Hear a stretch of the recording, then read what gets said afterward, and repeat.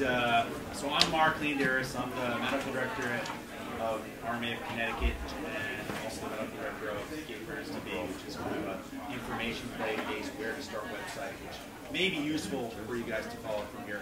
I was actually going to do some slides, but then I realized you guys could probably slide it out. So what I'd like to do is just talk. One of the things that seemed to be helpful from the last group is this concept of you don't have to do it all at the same time. You can actually decide you want to have a child. You absolutely are going to need an IVF clinic, right? So you can look at good quality IVF clinics, and there's seats up front if you want. I don't want to pressure you to sit you're not going to bother. I always hated when you go to them. So you're absolutely going to need an IVF clinic, and you're going to create embryos. So if you want to, you don't have to be so overwhelmed. Like, I need a surrogate, I need an agency, I need an attorney, I need this, that, the other thing. You can actually start off with saying, you know what, I'm going to pick my IVF clinic, and then I'm going to find an egg donor, either through the IVF clinic or through an egg donor agency. We're going to create our embryos, so then we know what we have. And it takes about 6 months to match with the surrogate anyway.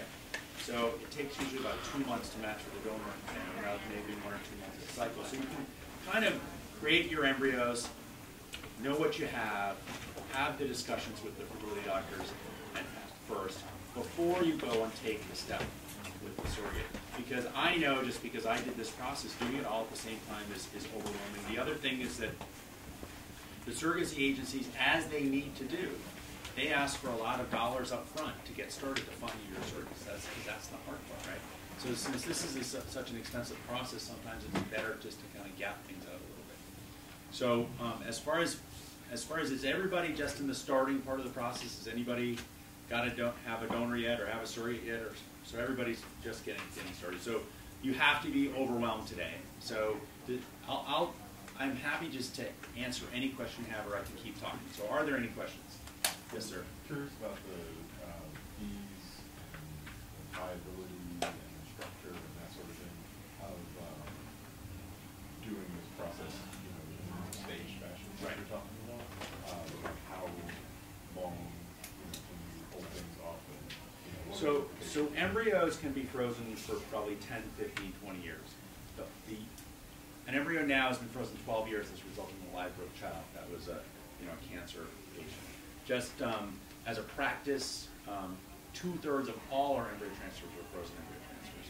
Embryos are about 250 cells when we freeze them. They survive 95 to 98% of the time, and they survive, and the latest data basically says they're equivalent to a fresh embryo transfer. A lot of people are now sampling their embryos for chromosomal normalcy to minimize the chance for miscarriage and remove the risk for damage. There's about a 1% chance of harming the embryo with that, but if you want to do embryo sampling, you're gonna have your embryos anyway. So how viable is it to do it? To cryopreserve your embryos and then find your surrogate afterwards is extremely viable.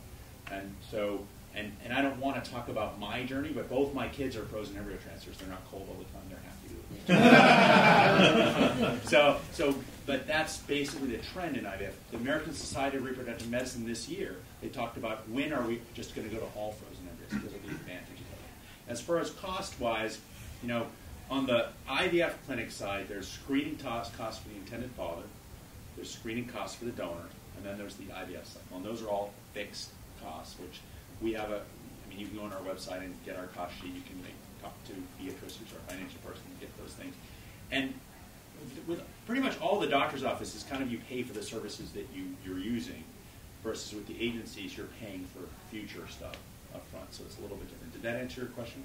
I was, I guess, particularly concerned about storage and that sort of thing. Yes. Your ongoing costs. Cost for storage is basically it's like $1,000 a year for up to as many embryos as you have. All right, so I missed the question. Sorry. Yeah. Any other questions? So as far as if we're gonna kind of try to gap this out a little bit, everybody's aware that there's different kinds of donors. Everybody should be aware, but we'll just review it. Donors are screened for recessive genetic diseases. They're screened for mental illness. They take a standardized psychological test. They usually spend an hour with the mental health counselor. They're also screened for their likelihood for a high response. So a lot of gay male couples want to create 2 pools of embryos. If you want to create 2 pools of embryos, then we're going to need a donor that looks like we get about 15 to 25 eggs from. I know that sounds like a lot, and this is the reality of human reproduction. That if I get 20 eggs, I might get 18 mature. Then I have to split those 9 and 9 for each intended father. 9 and 9, we attempt to fertilize them. Fertilization rates are about 80%. Now I might be down to 8. And then 25 to 50% of those embryos become high-grade embryos. Now I'm down to 2 to 4. That's why we need a high number of eggs if both people want to be intended fathers, which is perfectly fine to do, right? In fact, and then the question always comes up: are you going to transfer 1 or 2 embryos? But it's always a hard question to answer until you know how many embryos you have, what the quality of the embryos are, and that's where sometimes I think the advantage of creating your embryos, finding your donor, and doing that part first comes out, because then you know what you have before you have to make the decisions of what you're going to transfer. Does that make sense to everybody? One of the things that is also interesting is you guys are overwhelmed with choices, right? Most heterosexual couples fall in love and they have a baby. They don't check out their genetic family history, their sexually transmitted. It just happens. So some of these choices that are overwhelming allow you to improve your chances for success. It is a lifelong decision for your child to be, but you're going to have a baby. You're all here. It's not. If you can change your mind of, it's not a question of if, it's a question of when. We just have to kind of work through it stepwise. So donor screening is a complicated process. If there's 100 donors that apply, about 3 to 4% get accepted. 90% of them get rejected just based on questionnaire, and another 7 out of those 10 get rejected based on their mental health screening, or their medical screening, or their genetic screening. So it's a highly selective process for a clinic to even offer you a donor. One of the things that I know is complicated is there's donor agencies that have fully screened donors that are available to go right away. There's IVF clinics that have fully screened donors that are ready to go right away. There's IVF clinics that have donors that are just on a big kind of Match.com list, but they haven't been screened yet. So you don't know what their chances are coming through.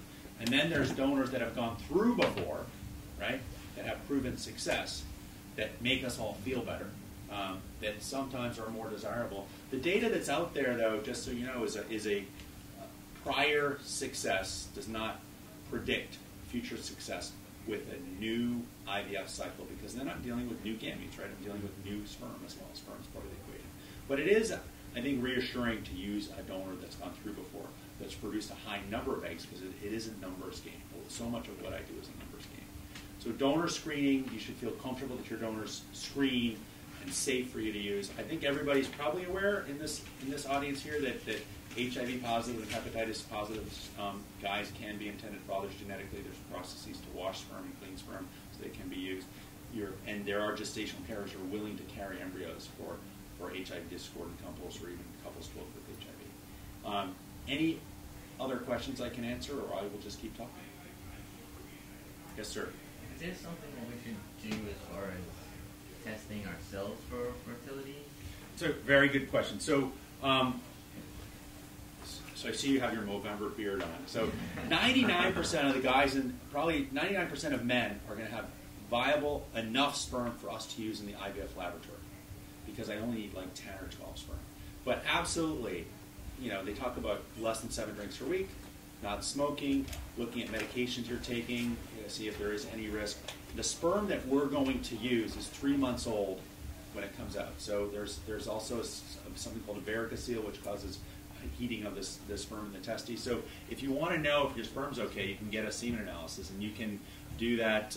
You can do that. Just call your primary care doctor and have you have one. We really prefer you to have a semen analysis with a IVF clinic. So I mean, I do evening Skypes all the time for people doing surrogacy, and sometimes I'll have couples in Manhattan. They just want to know that what their semen analysis is, and I'll have you go to one of our RMA New York office, not our office, our RMA New York partner's office. I'll write you a script and do at least 3 days of abstinence, not more than 5, and we'll do a semen analysis. And 99 times out of 100, it's going to be okay. But it's not unusual that we see maybe the shape is a little off, the percentage normal forms is off, or the motility is off. And sometimes we talk about lifestyle choices. We also talk about exposures to pesticides and herbicides, and sometimes job exposure that can sperm health. So everybody kind of in preparation for making their baby needs to be living as healthy a life as possible. What about age factors? Age factors, the data says that less than age 40 sperm is probably the best for all of us. So greater than 60, the risk of some disorders, imprinting disorders and schizophrenia and mental illness, and this is the way the news reported it, increases basically by about 3 times. But putting it into perspective, the risk of the diseases they were talking about were all less than 1%.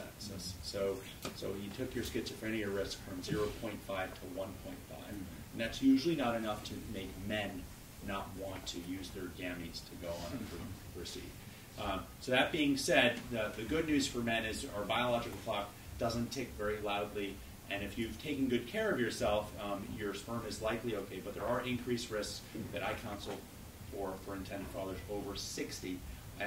We usually don't really talk about it between 40 and 60, besides if there's lifestyle choices to change. Does that answer your question? Yes? What about the age of the surrogate? The age of the surrogate, most agencies and clinics have a cutoff age of 40 or 42. So surrogates, 5 minutes. Surrogates, remember, are carrying the pregnancy. There's plenty of women in their 30s and late 30s who are perfectly healthy to have another child. And so that's the age cutoff for surrogates. Completely different than donors. Donors are like 21 to 32. Yeah, I do hear like an increase of, I don't know, just different syndromes. Talking about pregnancy-induced hypertension and gestational diabetes. But that's all because the egg came from someone who is older. For the surrogates? No. What you hear in the news is Yeah. like that there's a higher risk of Down syndrome and such, the older that a woman is when she that gives birth. comes from the egg donor. But it's the egg part, Yeah, not the not the surrogate. surrogate. Right. Yeah, Okay. right.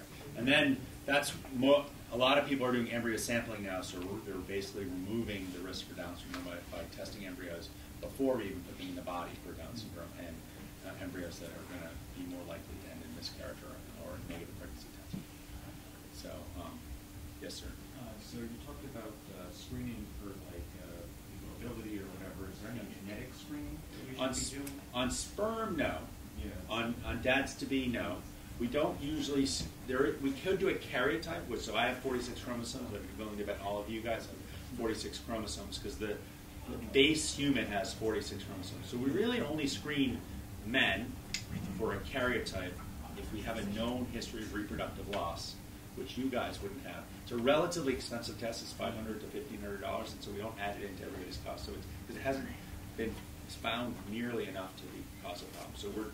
What about just like stuff like my straight friends, like before they have a kid, like get this test, make sure that you don't have that. So recessive carrier screening is what you're talking about. So let's say so I'm of Greek ancestry and I'm Caucasian. So my panel should have been cystic fibrosis, spinal muscular atrophy, Duchenne's muscular dystrophy, hemoglobinopathy evaluation for thalassemia, and that's kind of a minimum panel for recessive genetic diseases. Let's say your Jewish ancestry. There's 18 things on that list.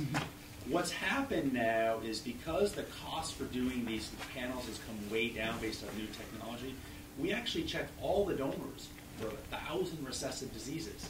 And if they're not a carrier for any of them, they're good to go. If they are a carrier of something and it's rare, and they're an otherwise desirable donor, we will screen the intended father. Make sure they are not a carrier.